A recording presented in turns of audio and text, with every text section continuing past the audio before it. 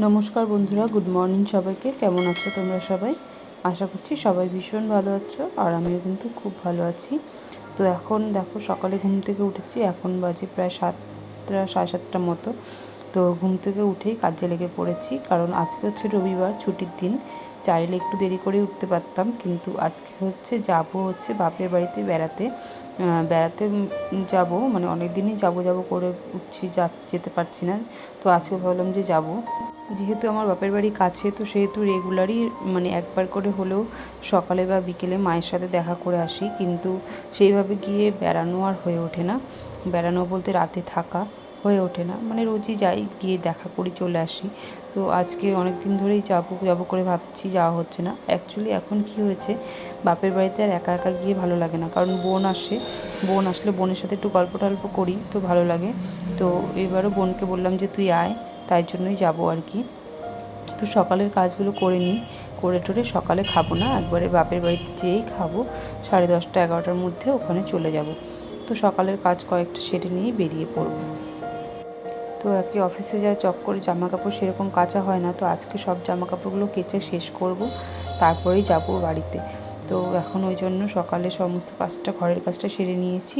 তো এখন জামা কাপড়টা কেচে নিয়ে বেরোবো আর কি। তো ওই কারণে জামা কাপড়গুলো ভিজিয়ে নিচ্ছি, এবারে কাচবো ওগুলোকে। তো যেহেতু আমরা যাচ্ছি, তো আমি আর বোন যাচ্ছি, তো মা তার জামাইদেরও নিমন্ত্রণ করেছে। আর আজকে কিছুই হবে না, কারণ আজকে আমার হাজব্যান্ড বাড়িতে নেই, ও আবার গেছে একটা জায়গায় কাজে। তো ওখান থেকে না আসলে তো আর হবে না, কারণ মার ইচ্ছে, মা দুই জামাইকে নিয়েই আনন্দ করবে। তো সেখানে এক জামাই থাকবে, আরেক জামাই থাকবে না, সেটা তো মায়ের ভালো লাগে না। তো এই কারণে আজকে আর হবে না, কিন্তু আজকে আমি যাব, বোন আসবে কালকে।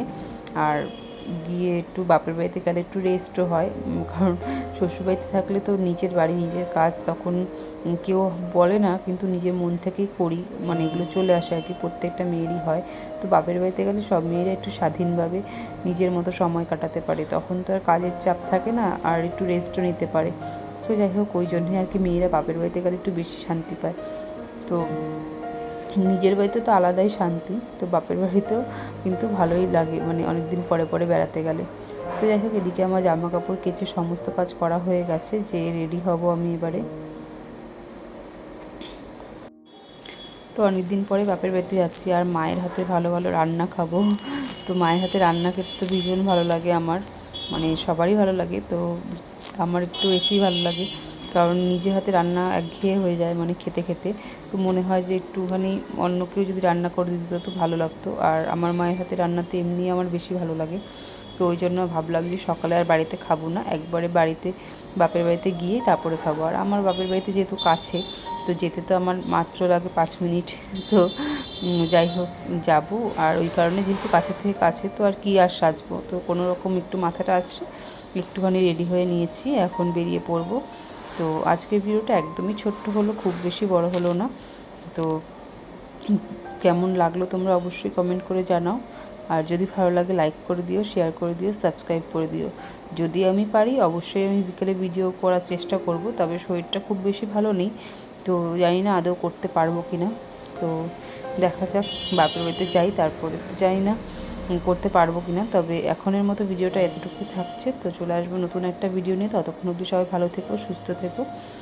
আগামীকাল আসবো আবার একটা নতুন ভিডিও নিয়ে। চলো, সবাইকে টাটা।